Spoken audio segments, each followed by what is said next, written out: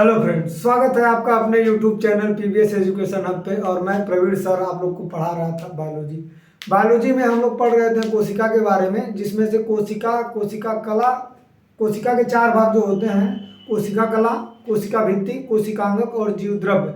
जिसमें से हम लोग ने कोशिका कला और कोशिका भित्ति का अध्ययन कर लिया है और कोशिकांगक में केंद्रक और माइटोकॉन्ड्रिया का अध्ययन कर लिया है। तो आज हम लोग तीसरा जो है हम लोग का कोशिकांगक है, कोशिका का एक अंग है, क्या है, राइबोसोम या राइबोकाय। आज हम लोग उसके बारे में अध्ययन करेंगे और जानेंगे कि राइबोसोम की खोज किसने की थी, कितने प्रकार का होता है और उसका कार्य क्या है, उसकी संरचना कैसी है।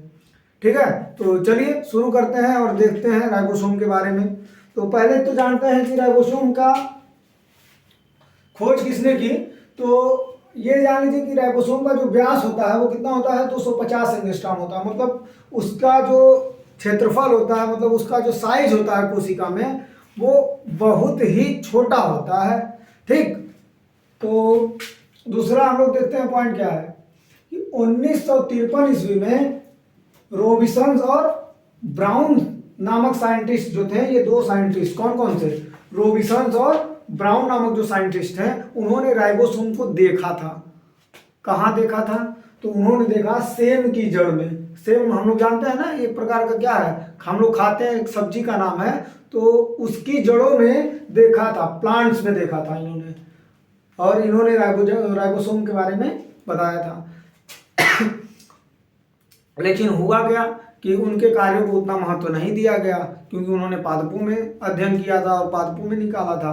तो क्या हुआ, बाद में 1955 मतलब 1955 में कौन आए थे, पैलाडे नामक जो साइंटिस्ट हैं, उन्होंने क्या किया, जंतु कोशिका में से देखा, एनिमल में देखा।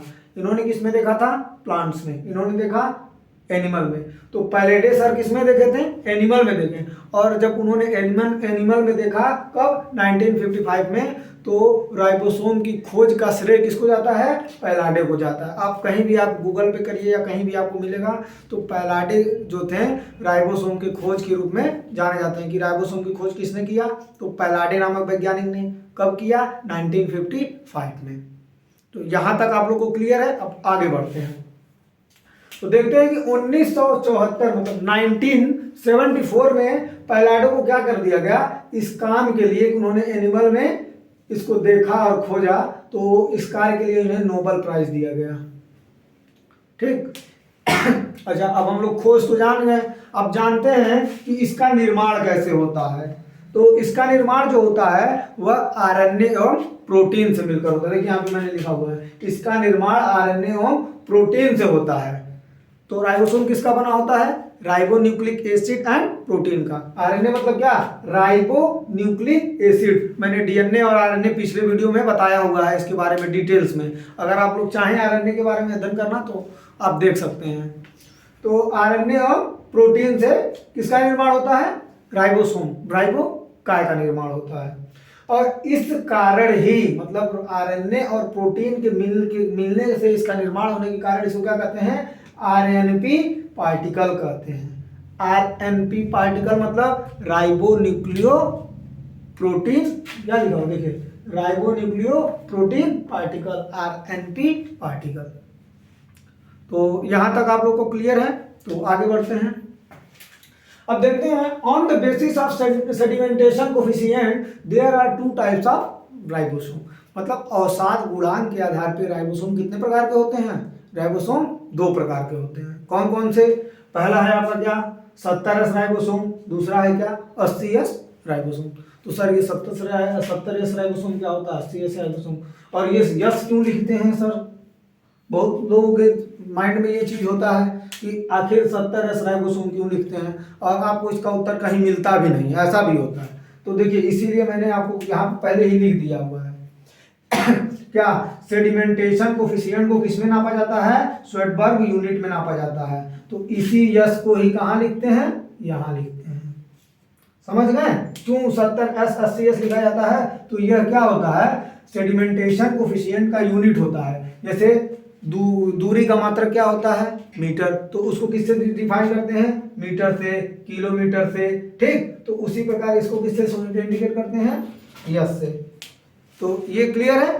तो अब हम लोग डिटेल में जानेंगे किसके बारे में?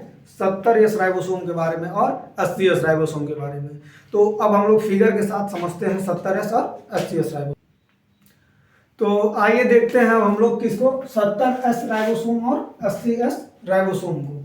ये क्या है? दोनों राइबोसोम के दो प्रकार हैं, ठीक, जो अवसाद गुणांक के आधार पे, सेडिमेंटेशन कोफिशिएंट के आधार पे डिवाइड किए गए हैं, या मतलब उनके आधार पे दो प्रकार के होते हैं। तो 70S राइबोसोम क्या होता है? 70S राइबोसोम जो होता है आकार में छोटा होता है, ठीक, और आकार में छोटा होने के साथ साथ इसका अवसाद गुणांक क्या होता है? कम होता है, 70S होता है। इसका अवसाद गुणांक कितना होता है? 70। और 80S जो राइबोसोम होता है इसका आकार क्या होता है? बड़ा होता है, और इसका अवसाद गुणांक कितना होता है? 80 होता है। तो ये जो राइबोसोम्स होते हैं, अगर इन पे जो किसके बने होते हैं? मैग्नीशियम आयन के बने होते हैं, मैग्नीशियम, Mg मैग्नीशियम, ठीक। आप Mn मैग्नीज मत समझिएगा, ये Mn मैग्नीज अलग है, ये है Mg मैग्नीशियम, ठीक है। तो क्या किया जाता है, अगर इनको बहुत ज़्यादा हम लोग टेम्परेचर पे हाई करेंगे, ठीक, तो इनको जब कोफिशिएंट में डिवाइड किया जाता है, Mg आयन जब अलग होता है तो ये 70S दो भागों में डिवाइड होता है, ठीक। कौन कौन सा? 30S और 50S।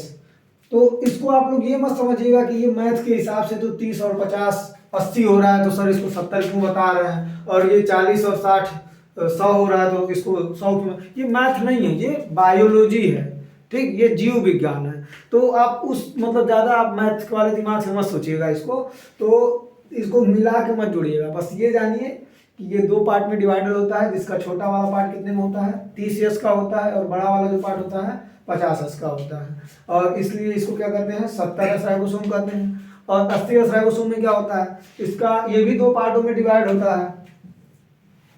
ऊपर वाला छोटा होता है जो कितने का होता है? 40S का होता है, और जो नीचे वाला बड़ा होता है वो कितने S का होता है? 60S का होता है। और ये दोनों मिला के क्या कहलाते हैं? 80S राइबोसोम कहलाते हैं। तो इनके बारे में थोड़ी और हम जानकारी बता देते हैं आपको। जैसे ये 70S राइबोसोम जो होते हैं, ऐसे राइबोसोम कहाँ पाए जाते हैं? केवल प्रोकैरियोटिक कोशिका में पाए जाते हैं, एवं किसमें पाए जाते हैं? माइटोकॉन्ड्रिया में पाए जाते हैं, हरित लवक में पाए जाते हैं, ठीक, और मतलब अन्य कोशिकांगों में भी पाए जाते हैं। कौन? 70S ribosome. लेकिन जो 80S राइबोसोम होते हैं, ये राइबोसोम कहाँ पाए जाते हैं? जीव द्रव्य में, प्रोटोप्लाज्म, मतलब कोशिका के अंदर पाए जाते हैं। तो इस प्रकार हम लोग कह सकते हैं ये जो यूकैरियोटिक कोशिका में पाए जाते हैं। तो किस में पाया? ये प्रोकैरियोटिक कोशिका में पाया जाएगा, ये यूकैरियोटिक कोशिका में पाया जाएगा। तो इस आधार पे हम एक तरह से ये भी कह सकते हैं कि जो यूकैरियोटिक कोशिका होती है उसमें 70S और 80S दोनों प्रकार के राइबोसोम पाए जाते हैं। क्यों? क्योंकि यूकैरियोटिक कोशिका में माइटोकॉन्ड्रिया भी तो होता है, तो माइटोकॉन्ड्रिया में ये पाया जाता है, और क्लोरोप्लास्ट भी पाया जाता है। तो मतलब एनिमल में भी और प्लांट में भी। तो कह सकते हैं यूकैरियोटिक कोशिका में 70 और 80S दोनों प्रकार के राइबोसोम पाए जाते हैं, लेकिन प्रोकैरियोटिक कोशिका में केवल 70S प्रकार का राइबोसोम पाया जाता है। अच्छा सर, ये तो हो गया। अब हम लोग क्या जानते हैं इसके कार्य के बारे में। तो ये राइबोसोम का कार्य क्या है? तो राइबोसोम क्या करता है? प्रोटीन सिंथेसिस का काम करता है, प्रोटीन निर्माण का काम करता है। तो प्रोटीन निर्माण का काम होता कैसे है? मैंने इससे पहले भी आप लोग को जब आरएनए पढ़ाया था उसमें भी थोड़ा सा हिंट दिया था। प्रोटीन निर्माण कैसे होता है? 20 प्रकार के अमीनो अम्लों के मिलने से होता है। तो 20 प्रकार के जो अमीनो अम्ल होते हैं वो क्या करते हैं? प्रोटीन निर्माण में भाग लेते हैं, और ये क्या करते हैं? राइबोसोम उसमें मदद करते हैं। और mRNA भी क्या करता है? जब मैंने आरएनए को बढ़ाया था, पुराना वीडियो आप देखिए जाके, उसमें 3 प्रकार के आरएनए की बात की गई है, mRNA, rRNA और tRNA, मतलब मैसेंजर आरएनए, राइबोसोमल आरएनए और ट्रांसफर आरएनए। तो ट्रांसफर आरएनए, राइबोसोमल आरएनए और मैसेंजर आरएनए तीनों क्या करते हैं? प्रोटीन सिंथेसिस में भाग लेते हैं, और तीनों के कार्य को मैंने मतलब अच्छे से डिस्क्राइब किया हुआ है, तो आप जाके वहां देख सकते हैं। और प्रोटीन सिंथेसिस को हम लोग एक अलग वीडियो में बहुत पूरे डिटेल्स के साथ समझेंगे कि प्रोटीन सिंथेसिस का प्रोसेस कैसे होता है।